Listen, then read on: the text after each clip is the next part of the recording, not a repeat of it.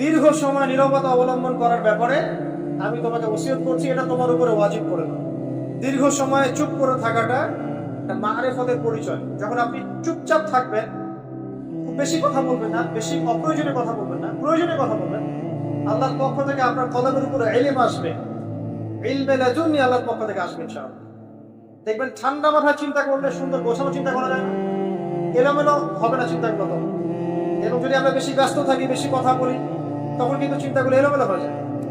এটা বলা হচ্ছে প্রয়োজনীয় বিষয়গুলোর ক্ষেত্রেও কথার ক্ষেত্রে সতর্কতা অবলম্বন করা। তাহলে অপ্রয়োজনীয় যে কথাগুলো আছে, যে গীবত, পরনিন্দা, পরচর্চা, অহেতুক মিউজিক শোনা বা অহেতুক কাব্য চর্চা, অহেতুক উপন্যাস, এগুলোর কি মূল্য আছে? তাও যখন প্রয়োজনীয় ক্ষেত্রে আল্লাহ পাক বলছেন আলাইকা বিতুলিস সামতি, তোমার উপরে দীর্ঘ নীরবতাকে ওয়াজিব করে নাও, তাহলে অপ্রয়োজনীয় গান, গল্প, আড্ডাবাজি, এই যে আমরা চায়ের দোকানে করছি, ক্যারাম খেলতে খেলতে করছি, লুডু খেলতে খেলতে করছি, অহেতুক আড্ডাবাজি করছি, ফ্রেন্ড সার্কেল একত্রিত হলে অনেক অহেতুক গল্প হয়ে যায়। এবং বেশিরভাগ গল্পের ক্ষেত্রেই হয় গীবত বা রিয়া বা আত্মপ্রদর্শন, তাই না, বা সমালোচনা। আর বাই দ্য ওয়ে, জাতি হিসেবে আমরা খুব বাচাল জাতি আছি। আমরা কাজের চেয়ে কথা বলতে বেশি পছন্দ করি। আমরা কাজের চাইতে কথা বলতে বেশি পছন্দ করি, কিন্তু যারা উন্নত সভ্যতা তারা কথা কম বলে, কাজ বেশি করে। আমরা কাজের চেয়ে কথা বেশি বলতে পছন্দ করি, এবং কাজ যদি কোনো একটা করে ফেলি, যদি কাজ হয় 5 ডিগ্রি, আমরা কথা বলতে শুরু করি 100 ডিগ্রি। আপনারা আমাদের এই জাতিগত পরিবর্তন আনতে হবে। কথা কম বলি আমরা, আল্লাহ পাক কাজ বেশি করার তৌফিক দান করুন। এবং কথা যখন বলবো সেটা যেন প্রয়োজনীয় কথা হয়। আর যদি কোনো অপ্রয়োজনীয় কথা হয়েও যায় কোনো জায়গায়, একটা দোয়া করে উঠবেন, ইনশাআল্লাহ কাফারা হয়ে যাবে। এটা বেশি জরুরি না?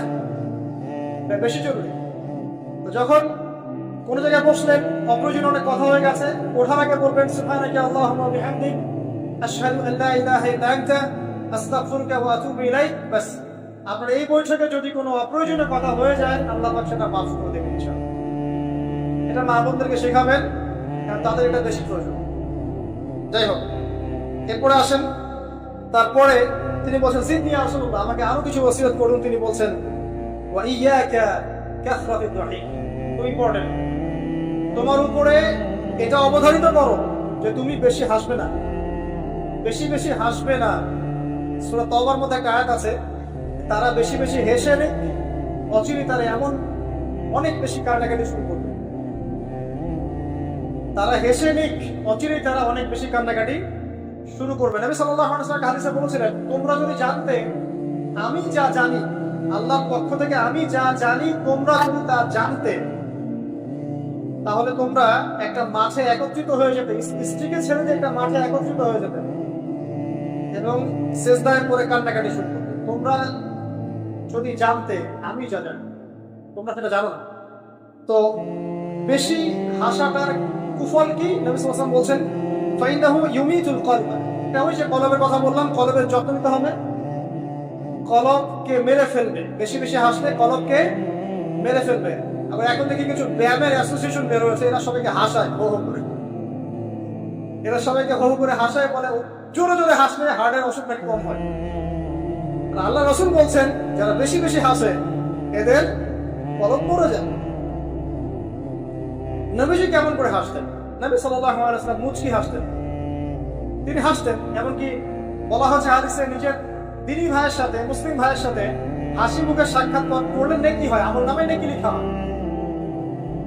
তো হাসবো অবশ্যই, আমরা কখনোই মানে হাসা কমিয়ে দিব, অবশ্যই হাসবো, তবে অট্ট হাসি না। অট্ট হাসি নিজের হৃদয়টাকে কি করে মেরে ফেলে, মুচকি হাসি। আর নবীজি কখনো কখনো এমন ভাবে হেসেছেন যে তার দাঁত দেখা গেছে, এমন ভাবেও হেসেছেন, কিন্তু সেটা সংখ্যা খুব কম ছিল। তো আসুন, এর একটা কুফল আছে, এবং এই অট্ট হাসি বেশি বেশি দেওয়ার ফলে চেহারার যে নূর, মুত্তাকি মানুষ যারা, নামাজি মানুষ যারা কোরআনের সাথে সম্পর্ক রাখে, দেখবেন চেহারা একটা নূর থাকে, একটা আলো থাকে, আল্লাহর পক্ষ থেকে একটা নূর থাকে, একটা রব থাকে, একটা প্রভাব থাকে। রব মানে প্রভাব। তো বেশি বেশি জোরে জোরে হাসতে চেহারার নূর কমে যাবে। একটু খেয়াল করে দেখবেন, আপনি 5 ওয়াক্ত সালাত জামাতের সাথে করার চেষ্টা করেন, নিয়মিত তাহাজ্জুদ উঠতে অভ্যাস করেন, দেখবেন ফজরের ওয়াক্তের দিকে আপনার চেহারা দিয়ে কিছু একটা নূর বের হচ্ছে। এটা হবে, দেখবেন চেহারাটা নুরানি লাগবে। দেখবেন অনেক ভাই যারা মারা গেছেন, যারা করাতে গিয়ে দেখবেন চেহারা নুরানি চেহারাতে আলো বের হচ্ছে। আর মানুষ যত বেশি পাপ করতে থাকে চেহারা নূর তত কমতে থাকে, চেহারা নূর তত কমতে থাকে। যত বেশি প্রকাশ্য আর গোপন পাপ মানুষ করতে থাকে, চেহারা নূর কমতে থাকে। তবে অনেক নুরানি চেহারার পিছনেও কিন্তু শয়তান থাকে, এটাও মাথায় রাখতে হবে। তো আল্লাহ পাক আমাদেরকে আল্লাহ পাকের প্রকৃত মুত্তাকি বান্দা হওয়ার তৌফিক দান করুন, আমিন। আর দুটো ওসিয়ত তিনি করেছেন, সেটা হলো যে কুলতু জিদনি ইয়া রাসূলুল্লাহ, আমি বললাম ইয়া রাসূলুল্লাহ আমাকে আরো বাড়িয়ে দিন, আরো ওসিয়ত করুন। তিনি বলছেন কুলিল হাক ইন কানা মুররান, সব সময় সত্য কথা বলবে যদিও এটা তিতা শোনায়, মানুষের কাছে তিক্ত মনে হয়, তুমি সত্য কথা বলবে। সত্যের সংজ্ঞাটা আমাদের জানতে হবে। সত্যের সংজ্ঞাটা আমরা যা শিখেছি এটাই চূড়ান্ত সংজ্ঞা নয়। সত্যের ডেফিনিশন হচ্ছে সূরা কাহফের 29 নম্বর আয়াত আছে। কোন সূরায়? সূরা কাহফ 29 নম্বর আয়াতে আছে। আল্লাহ পাক বলেছেন ওয়াকুলিল হাক্কু মির রাব্বিকুম ফামান শাআ ফালইউমিন ওয়া মান শাআ ফালইয়াকফুর। সত্য সেটাই, ভালো করে শুনেন, সত্য সেটাই যা তোমার রবের পক্ষ থেকে নাযিল হয়। যার ইচ্ছা হয় সে মেনে নিক, ঈমান আনুক, যার ইচ্ছা হয় অস্বীকার করুক। ইন্না আ'তাদনা লিযালিমিনা নারা, আমি জালিমদের জন্য আগুন প্রস্তুত করেছি, ইলা আখির আয়াত। তো এখানে আল্লাহ পাক সত্যের ডেফিনিশন দিয়েছেন, দ্য ডেফিনিশন অফ ট্রুথ। সত্যের ডেফিনিশন কি? আল্লাহর পক্ষ থেকে যা নাজিল হবে সেটাই সত্য। আল্লাহর পক্ষ থেকে তাওরাত নাজিল হয়েছে, ঠিক আছে, জাবুর নাজিল হয়েছে, ইনজিল নাজিল হয়েছে, সুহফ ইব্রাহিম মুসা নাজিল হয়েছে, কোরআন নাজিল হয়েছে।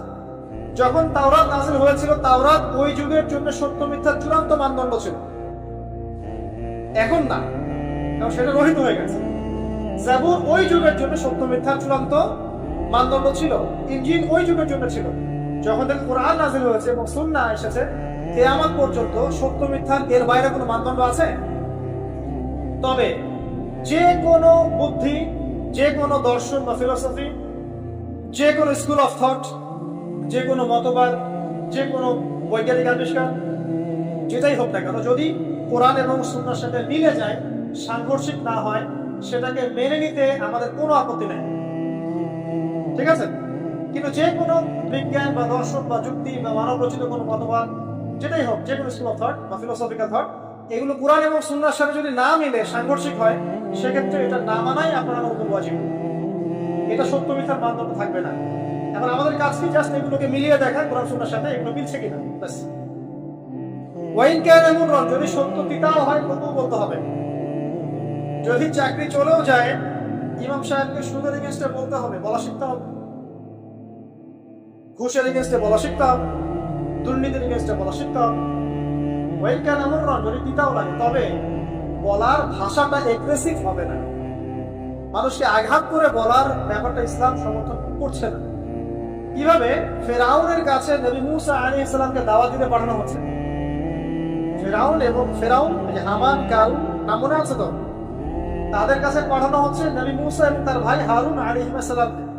আল্লাহ পাক এখন তাদেরকে বলছেন কি, যাহাবা ইলা ফিরাউন, তোমরা দুজনে ফেরাউনের কাছে যাও, ফাকুলা লাহু কাওলান লাইয়িনা, ফেরাউনের কাছে গিয়ে নরম ভাষায় কথা বলো, লাআল্লাহু ইয়াতাযাক্কারু আও ইয়াখশা, হতে পারে সে উপদেশ গ্রহণ করবে এবং আমাকে ভয় করবে। তো প্রেজেন্টেশন একটা ব্যাপার আছে। আল্লাহ নবী মুহাম্মদ সাল্লাল্লাহু আলাইহি ওয়াসাল্লামকে বলছেন যে উদউ ইলা সাবিলি রাব্বিকা বিল হিকমা, তুমি তোমার রবের দিকে মানুষকে ডাকো প্রজ্ঞার সাথে, ওয়া মাউইযাতিল হাসানা, এবং উত্তম উপদেশের সাথে, রুড ভাবে না, এগ্রেসিভলি না, চরম পন্থার প্রয়োগ করে নয়, এমন ভাবে যাতে করে সত্যটা উপস্থাপিত হয় এবং আপনার ভাষা উপস্থাপনা, এক্সপ্রেশন এবং অ্যাটিটিউডটা এগ্রেসিভ করে না হয়, ঠিক আছে। এই বিষয়টা খেয়াল রাখা উচিত আমাদের। আমরা যারা ওয়াইজ বা বক্তা বা খতিব বা দায়ী আছি, মানুষকে আঘাত করে কথা বলে আসলে ফায়দা একটা হয়, বরং তাকে যদি বুঝিয়ে দেওয়া যায়, সত্যতা উপস্থাপন করা যায়, আর আল্লাহ যদি তাকে যদি হেদায়েত লিখে রাখেন, ইনশাআল্লাহ সে হেদায়েত পাবে। আর যদি নাও পায়, আপনার দায়িত্ব শেষ। ফাযাক্কির ইন্নামা আনতা মুযাক্কির, আপনি উপদেশ দিন, আপনি শুধু উপদেশদাতা, লাস্তা আলাইহিম বিমুসাইতির, আপনি কারোর প্রতি দারোগা নন।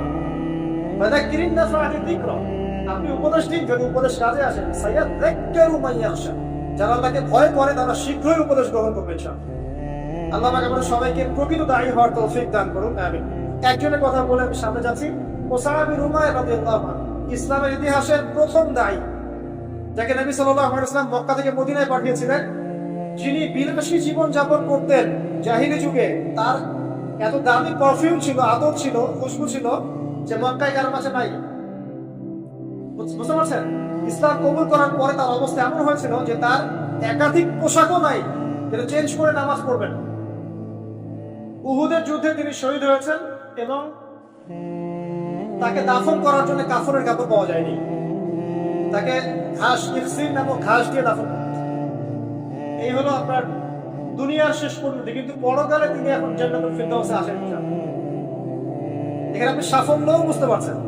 তো মুসআব বিন উমাইর রাদিয়াল্লাহু আনহু যখন মদিনায় গিয়ে দাওয়াত দিচ্ছেন, তখন সাদ বিন মুআজ নামে এক সাহাবী ছিলেন, যিনি আওস গোত্রের নেতা।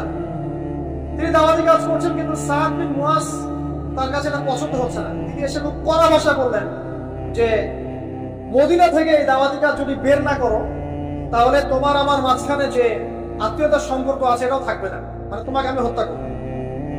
মানে তিনি ইসলামটা পছন্দ করছেন না। তিনি বলছেন এখান থেকে বেরো, এই দাওয়াতি কাজ এখান থেকে বন্ধ করো, মদিনা থেকে বের হও। তখন মুসআব বিন উমাইর কি করছেন শোনেন। তিনি বলছেন তিনি কোন রকম এগ্রেসিভ কথা বললেন না। আমরা হলে কি করতাম? আমরা হলে কিন্তু এগ্রেসিভ কথা বলতাম। আমাদের ইস্যু না থাকলেও যে পরিমাণে এগ্রেসিভ কথা আমরা বলি, ইস্যু খুঁজে খুঁজে বের করে একজনের মানহানি করার জন্য, আন্ডারস্টিমেট করার জন্য, মানুষের চোখে তাকে আন্ডারস্টিমেট করার জন্য, কত কি না ইস্যু না থাকলেও। আর এখানে তো ইস্যু জাজল্যমান, তাকে সে কড়া ভাষায় বলছে বেরো এখানে, এই মসজিদ থেকে বেরো দাওয়াতি কাজ করার জন্য। তিনি বলছেন আপনি কি একটু বসবেন, একটু শুনবেন?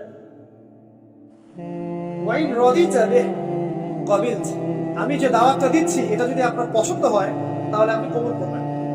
ওয়াইন কারিহতা, যদি আপনি এটা অপছন্দ করেন, আযান নাম কামাতা, তাহলে আপনি যেটা অপছন্দ করছেন এটা আপনাকে থেকে চলে যান। কত ডিপ্লোম্যাটিক আছে যে আমি যে দাওয়াতটা দিচ্ছি এই দাওয়াতটা যদি আপনার পছন্দ হয় আপনি কবুল করেন, যদি না হয় তাহলে আমি এখান থেকে চলে যাব। এবার তিনি বসলেন, তাওহীদের কথা শোনালেন, লা ইলাহা ইল্লাল্লাহ দাওয়াত দিলেন, ইসলামের সব বেসিক জিনিসগুলো বোঝালেন। সাদ বিন মুআজ রাদিয়াল্লাহু আনহু ইমিডিয়েটলি ইসলাম কবুল করলেন এবং তার মধ্য দিয়ে 80টা পরিবার ইসলাম কবুল করলেন। এই হচ্ছে দায়ীর ক্যারেক্টার হওয়া উচিত। আল্লাহ পাক আমাদেরকে তার মতো দায়ী হওয়ার তৌফিক দান করুন, আমিন। তো যেটা বলছিলাম যে সত্য উপস্থাপন করতে হবে, তবে মাউইজাতুল হাসানা, হিকমার সাথে, প্রজ্ঞার সাথে এবং যুগোপযোগী ভাবে কোরআন সুন্নাহকে হাতে নিয়ে ওয়ার্ল্ডকে ডিল করার মতো জ্ঞান থাকতে হবে। সর্বশেষ নবী সাল্লাল্লাহু আলাইহি ওয়াসাল্লাম যে ওসিয়তটা করছেন সেটা হলো, তিনি বলছেন লা তাখাফ ফিল্লাহি লাওমাতা লাইম, হে আবু যর, আল্লাহর পথে চলার ক্ষেত্রে নিন্দুকের নিন্দার কোনো পরোয়া করবে না। আল্লাহর পথে যখন তুমি চলতে শুরু করবে, কোন চলা? প্রকৃত চলার কথা বলছি, কথিত চলার কথা বলছি না। আমরা কিন্তু ম্যাক্সিমাম কথিত চলি, প্রকৃত চলার কথা বলছি। মানে ইসলামের বেসিক প্রতিটা বিষয় আপনি মেনে চলেন, এটা প্রকৃত চলা। এবং নিষেধ, বেসিক নিষেধ সব ছেড়ে দেন, এটা প্রকৃত চলা। আর কথিত কি? মুযাবযাবিনা বাইনাহুম, মানে এদিকেও আছে এদিকেও আছে, মানে যখন যেদিকে বাতাস সেদিকে ফ্লো। ঠিক আছে? পাবলিক দেখলো, একটা ফতোয়া দিলাম, পাবলিক চেতে গেল, ফতোয়া চেঞ্জ করে দিল। মুযাবযাবিনা বাইনাহুম। তো প্রকৃত চলা, যখন তুমি প্রকৃত রূপে আল্লাহর পথে চলবে, তখন মানুষ তোমার নিন্দা করবে, সমালোচনা করবেই। মানুষ নিন্দা করবেই, সমালোচনা করবেই। এটা নবীগণের সুন্নাত। নূহ আলাইহিস সালাম থেকে শুরু করে মুহাম্মদ সাল্লাল্লাহু আলাইহি ওয়াসাল্লাম পর্যন্ত এমন কোন নবী নাই যাকে তার কওম তিরস্কার করে নাই, বের করে দেয় নাই, অত্যাচার করে নাই। কোন কোন ক্ষেত্রে নবীদেরকে হত্যা পর্যন্ত করা হচ্ছে। তো নবীগণের যে নিষ্পাপ কোনো মানুষ আছে, তাদেরকে এই ভোগান্তি কেন পোহাতে হলো? তারা কি আমাদের চেয়ে অন্য কোনো ইসলাম ফলো করতেন? তাহলে আমরা এমন কোনো ইসলাম ফলো করছি যেটা করলে আমাদের সব ঠিক থাকে, চাকরিও যায় না, পরিবারের সব ঠিক থাকে, এদিকে আমি ব্যবসাও লাভ উন্নতি করছি, ঠকাচ্ছি, আবার আমার হজমও ঠিক আছে, মাশাআল্লাহ। সো এমন ইসলামের কথা বলা হচ্ছে এখানে, যে ইসলাম পালন করলে পরিপূর্ণ ইসলাম, যারা পালন করছে না এরা তখন আপনাকে নিন্দা করবে, সমালোচনা করবে, আপনাকে তিরস্কার করবে। এটা শুরু হবে আপনার পরিবার থেকে। আপনি টোটাল ইসলাম ফলো করার চেষ্টা করেন, আপনার পরিবার থেকে বাধা শুরু হবে ফার্স্ট অফ অল, এখান থেকে। তারপরে সমাজ মেনে নিবে না, তারপরে দেখা যাবে ধর্ম নেতারা মেনে নিবে না। প্রচলিত একটা সিস্টেম চলছে, আপনি এসে একটা নতুন কিছু বলছেন, তখন এরা মেনে নিবে না, যে নতুন বিষয়টা অবশ্যই কোরআন সুন্নাহর সাথে মিল আছে। তারপরে সর্বোচ্চ লেভেল ফেরাউন নমরুদ এটা করে, ওটা সবার আগে আসবে। তবে নবীজি বলছেন সাল্লাল্লাহু আলাইহি ওয়াসাল্লাম, লা তাখাফা বিল্লাহি লাওমাতা লাইম, কোন নিন্দুকের নিন্দা বা সমালোচনার পরোয়া করবে না। মনে রাখবেন, যারা বীর তাদের গায়ে আঘাতের চিহ্ন থাকে, যারা কাপুরুষ এদের গায়ে কখনো আঘাতের চিহ্ন থাকে না। আর যারা ইসলাম ফলো করেও খুব পুত পবিত্র থাকতে চায়, ডানেও যাবো না বামেও যাবো না, এভাবেই সব চলবে, তাদের ঈমান, ইসলাম এবং ইহসান নিয়ে নতুন করে ভাবার সময় এসেছে। আল্লাহ পাক আমাদেরকে প্রকৃত ইসলাম ফলো করার তৌফিক দান করুন, আমিন। এই জাতিগত পরিবর্তন আনতে হবে। যে যে সেক্টরে আছি আমরা, সেই সেক্টরে দক্ষ মানুষদেরকে সেই জায়গায় নেতৃত্ব দিতে হবে। তখন দেখবেন ইনশাআল্লাহ সমাজে সুশৃঙ্খলতা আসবে, শৃঙ্খলা আসবে ইনশাআল্লাহ। আপোষের যে ভেদাভেদ, কাদা ছোড়াছুড়ি এবং অতিরিক্ত কথা বলার মানসিকতা এবং কম কাজ করার মানসিকতা, এগুলো চলে যাবে ইনশাআল্লাহ।